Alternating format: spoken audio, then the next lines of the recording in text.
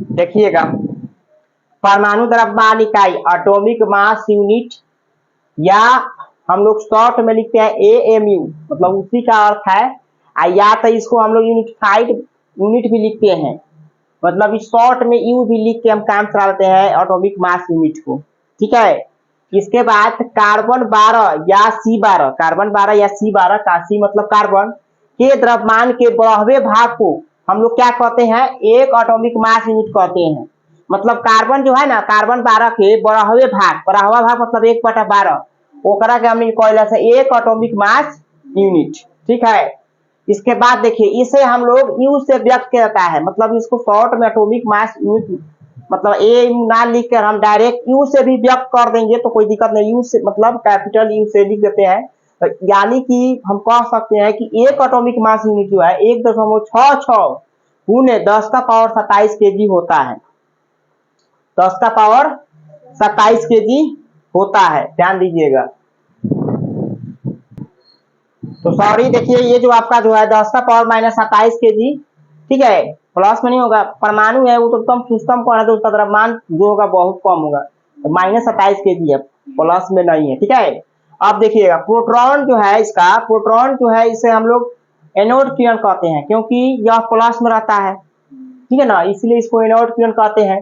इसकी खोज गोल्डस्टीन ने किया था। प्रोटॉन का खोज कौन किया था, गोल्डस्टीन ने किया था, लेकिन एक नाम रखा कौन, रदरफोर्ड। इसीलिए हम लोग गोल्डस्टीन और रदरफोर्ड दोनों कह देते हैं, लेकिन दोनों का काम अलग अलग है।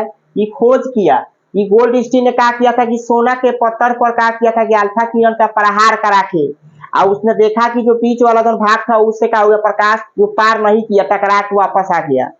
तो उन्होंने कहा गोल्डस्टीन की यह जो है उसके अंदर जो है नाभिक है, यानी उसके अंदर ठोस है, यानी उसको पार नहीं करने दे रहा है, इसीलिए कहा कि परमाणु का सारा जो ऊर्जा है उसके नाभिके में है। समझ गया था, इसीलिए गोल्डस्टीन ने कहा, गोल्डस्टीन को हम लोग प्रोटॉन के खोज ही जानते हैं, और नाम देने वाला था रदरफोर्ड। ठीक है, इसका नाम रख दिया प्रोटॉन।